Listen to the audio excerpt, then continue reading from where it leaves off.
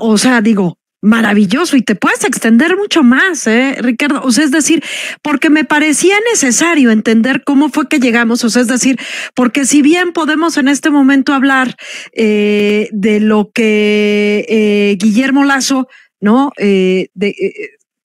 Haciendo uso, pues, de este elemento, ¿no? De la disolución, es necesario entenderla hacia atrás, de dónde, cómo fue que llega Lasso, quién lo antecede, ¿no? Y bien importante, como bien dices, porque entiendo muy bien esto que mencionas, dices, pues me ven sonriendo porque hay ahí un rayo de esperanza. Justamente me imagino que para ustedes es un momento de rearticulación, es un momento de una mirada que permita en este nuevo llamado, ¿no? A elecciones extraordinarias, pues, donde entra esto que bien decías, en el 2017 tal vez faltó, de tener a un pueblo organizado que permitiera acompañar justamente estos procesos, ¿no? Nos permite entender un poco más. Ahora bien, vayámonos pues a esto es lo que está ocurriendo.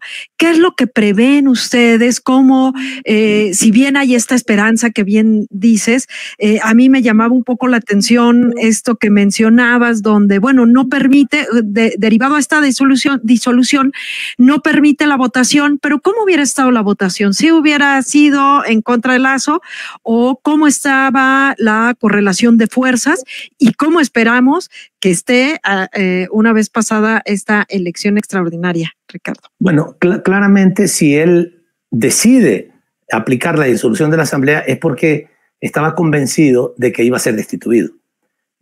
Nosotros también teníamos la información de que habría más de 92 votos en las 2/3 partes de la Asamblea. En el Ecuador la Asamblea tiene 137 asambleístas. Las 2/3 partes se necesitaban para destituirlo. Y había más de 92 votos, que son las 2/3 partes, aunque uno siempre puede dudar que en último momento pueden pasar cosas. Él estaba comprando desvergonzadamente, si públicamente salía, un asambleísta de otros partidos, de nuestro partido, de la Revolución Ciudadana, nadie se fue, nadie. Pero de otros partidos políticos, incluso de izquierda y centro izquierda e independientes, un montón de gente en los últimos días se fueron de sus partidos. Dijeron, yo quiero ser independiente, pero es porque le ofrecieron la dirección del hospital tal, le ofrecieron la gobernación, le ofrecieron una aduana. Era la compra de las conciencias era terrible, pero parece que no alcanzó a comprar tanto. O sea, no llegó a desvirtuar los 92 votos que se esperaba que lo pudieran destituir, porque para comenzar el juicio político también se hace una votación. Y habían votado 104 asambleístas para comenzar el juicio político.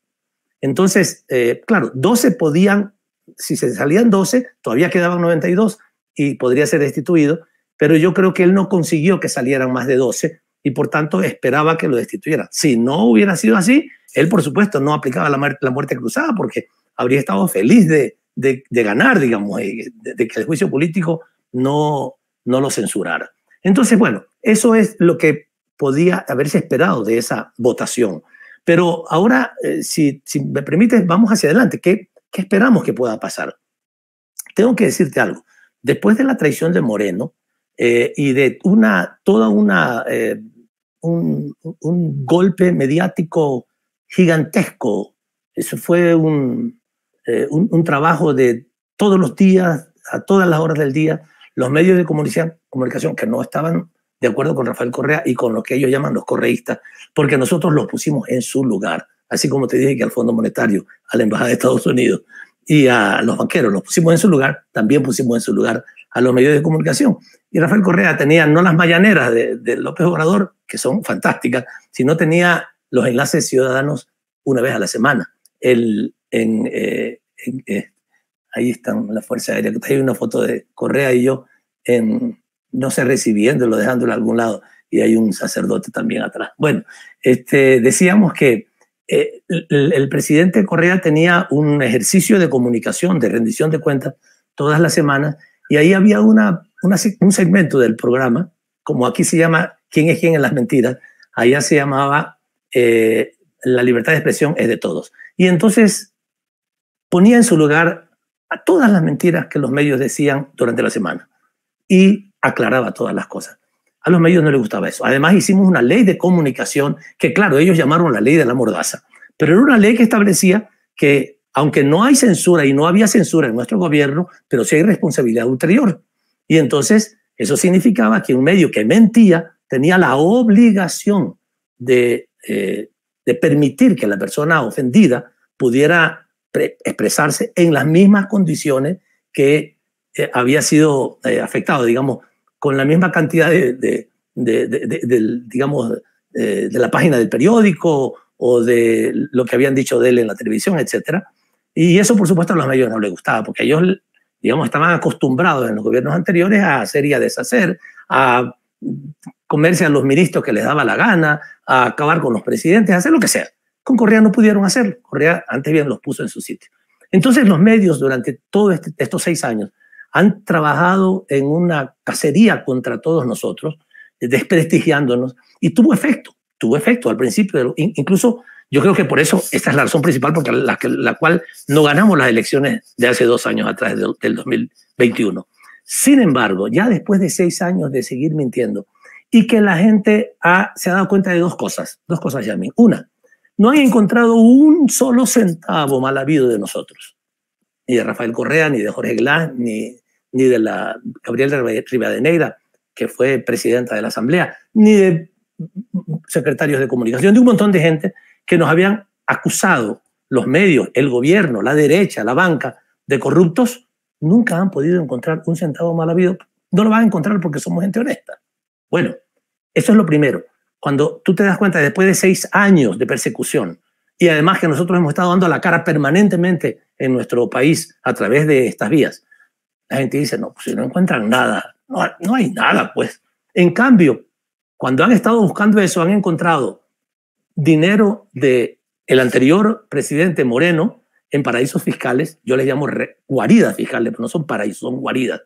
Y plata de Guillermo Lasso, el actual presidente, en guaridas fiscales, que además la van sacando de un lado a otro para irse tratando de esconder su plata mal habida en la mayor parte de los casos.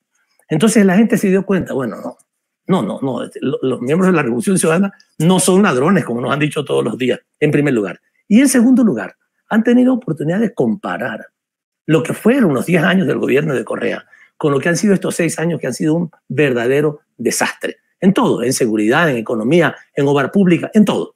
Tanto así, que incluso en la declaración, en la rendición de cuentas que el presidente Lasso tuvo que hacer ayer, porque se cumplían los 2 años de su gobierno, tuvo que decir, cualquiera puede hacer carreteras, hospitales, escuelas, cualquiera, pero yo lo que he tenido que hacer es luchar contra la corrupción. O sea, también un cinismo ya, digamos, de locos, ¿no? Porque justamente él fue procesado y el juicio político por corrupción y por narcotráfico, y él se atrevió a decir que él había luchado contra la corrupción estos 2 años. Pero lo que también dijo, digamos, entre líneas, es que no había hecho nada. Sí, es muy famoso que él un poste de luz en alguna ocasión lo inauguró, ¿no? Y es lo único que realmente ha inaugurado el presidente en este tiempo. No ha hecho ninguna obra. Y nosotros lo decimos siempre, en el gobierno de Correa contábamos cuántas obras, muchas obras, que se entregaban todos los días. Ahora en el gobierno de Lasso contamos cuántos muertos hay todos los días en nuestro país, lamentablemente. Entonces, esto de aquí ha dado lugar a una recuperación un poco de la memoria y de la conciencia del pueblo ecuatoriano, que se expresó no solamente en las encuestas, que las encuestas también, a las últimas encuestas señalan que cuando se le pregunta cuál ha sido el mejor gobierno del Ecuador en los últimos años, más del 50% dice que fue el de Correa. Y cuando se pregunta cuál es el peor, se dice el de Lasso, el de que está ahorita gobernando. Pero las encuestas uno puede decir que pueden mentir un poco, pero las elecciones ya no mienten. Y el 5 de febrero, apenas hace febrero, marzo, abril, mayo, hace 3 meses, se produjeron elecciones intermedias, seccionales que llamamos nosotros, de alcaldías y de lo que aquí se llaman gobernaciones, allá le llamamos prefecturas, y de juntas parroquiales, que es el espacio más pequeño institucional del país. Bueno, ganamos la Revolución Ciudadana tuvo el favor del pueblo en 9 de las prefecturas del país, que corresponde más o menos a un 70 u 80% de la población. Y también el pueblo ecuatoriano nos favoreció con permitir que miembros de la Revolución Ciudadana sean el alcalde de Quito, que es la capital, de Guayaquil, que es la capital económica, la prefecta de Pichincha, de Guayas, las dos, y de Manabí, y de Azuay, las 4 provincias más grandes del país, y de muchos otros alcaldías y prefecturas. Lo cual fue una sorpresa, incluso para nosotros. Nosotros pensábamos que íbamos a tener buen resultado, pero no tan buen resultado. Lo que da lugar a que en este momento esté en la Revolución Ciudadana, el partido nuestro, como el partido en mejores condiciones para poder triunfar en las elecciones de agosto. Por eso te decía yo, desde el principio, tengo en el rostro mucha esperanza de que podamos volver a recuperar el gobierno para ofrecerlo para nuestro pueblo, el gobierno que habíamos tenido, que habíamos hecho durante 10 años y que después de estos 6 terribles años que se han vivido podría remontarse y cambiar las cosas. Así es que